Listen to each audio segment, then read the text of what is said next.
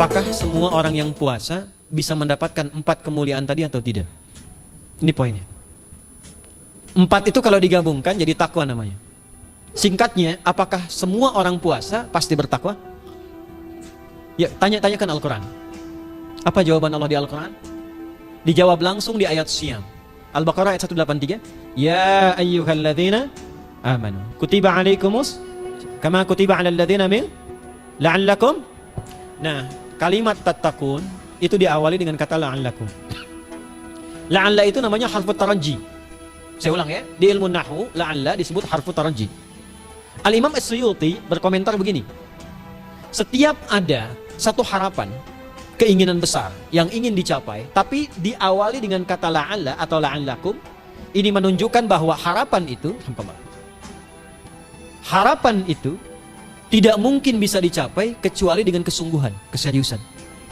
Jadi ketika Allah menutup kalimat puasa, ayat puasa dengan kata la'allakum, seakan memberi kesan tidak semua orang puasa akan mendapatkan kenaikan takwa dan jaminan 4 kemuliaan tadi kecuali orang yang serius puasanya, orang yang sungguh-sungguh puasanya. Karena itulah untuk menunjukkan kesungguhan itu, bagian terakhir kita, Nabi memberikan 3 amalan utama. Saya akan bacakan dengan cepat 3 amalan utama yang dikuatkan oleh beliau kepada para sahabat sebelum tiba Ramadan dan sampai sekarang menjadi kurikulum Ramadan Nabi.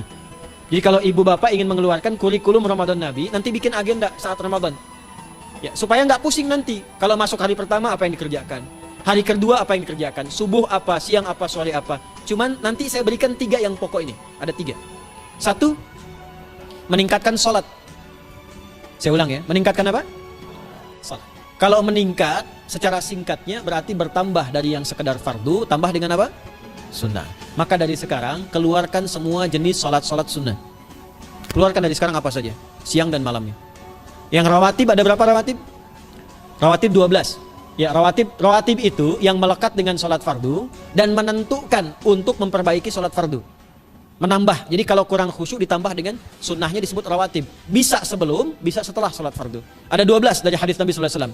Man shalla isnatai asyrata raka'atan, siapa yang salat 12 rakaat fi yaumin wa lailatin, yang mengiringi salat fardu siang dan malam, ya, bunyalahu bihinna baitun fil jannah, maka akan dibangunkan baginya satu rumah di surga kalau konsisten menunaikan 12 itu sampai meninggal dunia.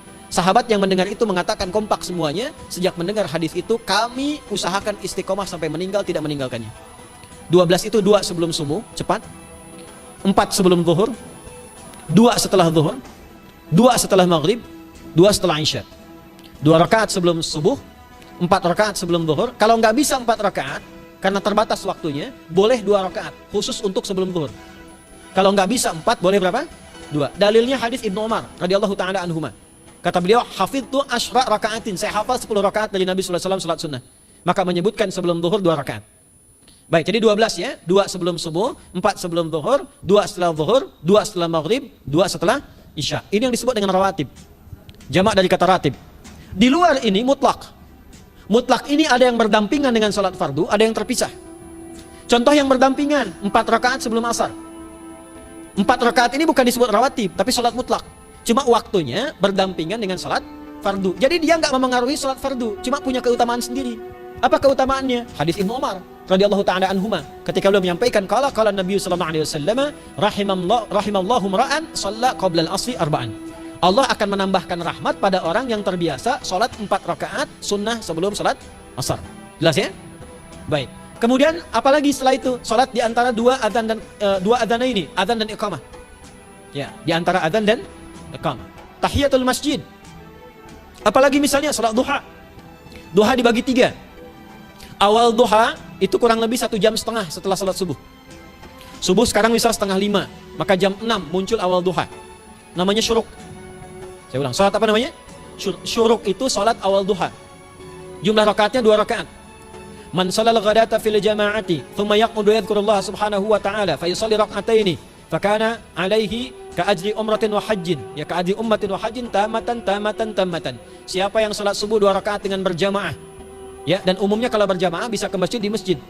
Kalau tak mampu ke masjid, tunaikan di rumahnya. Setelah itu tidak beranjak dulu, dia duduk untuk berzikir kepada Allah. Zikir itu bisa baca Quran, Quran surah 15 ayat 9 itu Quran disebut dengan zikir. Quran surah 54 ayat 17, 22, 32, 40 itu Quran disebut dengan zikir. Bisa baca Quran, bisa berdoa.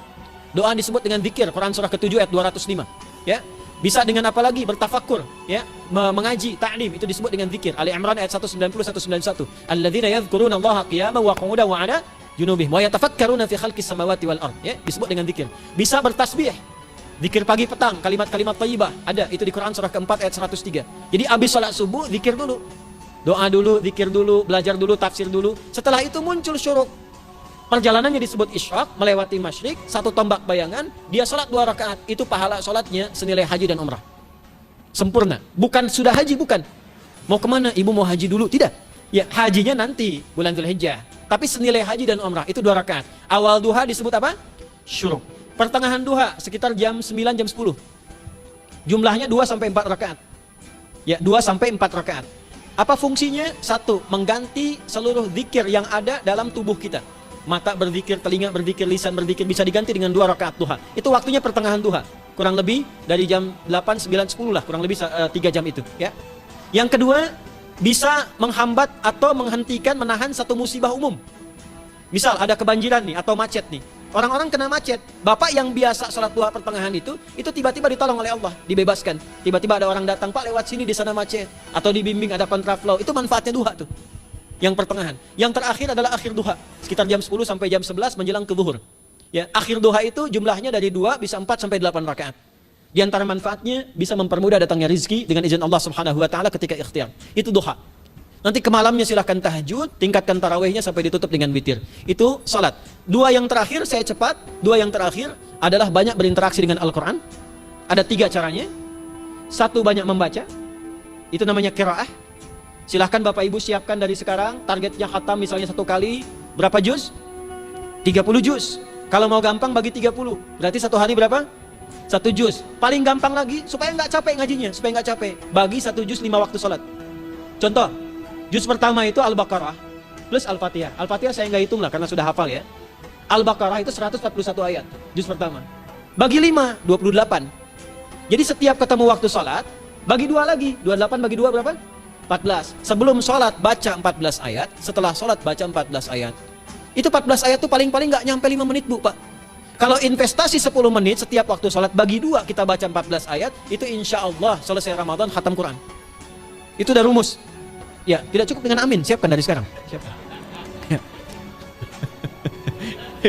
Ya. Kemudian mengkaji, kajian, tilawah. Itu tilawah itu di hadis Muslim pahalanya banyak.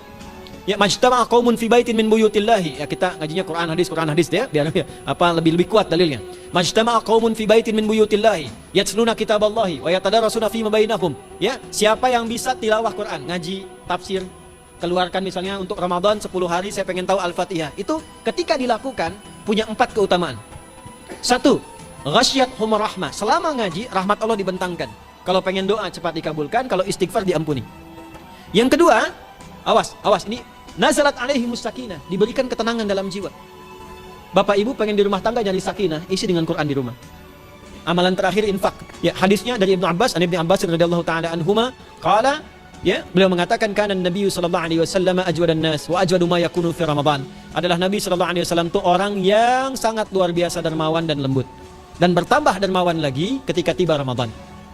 Apa yang dilakukan Nabi? Mensupport sahabat, siapapun yang punya anggaran untuk infak, disiapkan sebelum Ramadan. Jangan berpikir banyak Bu. Yang penting ada anggaran, 30 ribu nggak ada masalah. Setiap hari 1000, tidak harus uang, makanan. Pernah dengar hadis ini nggak?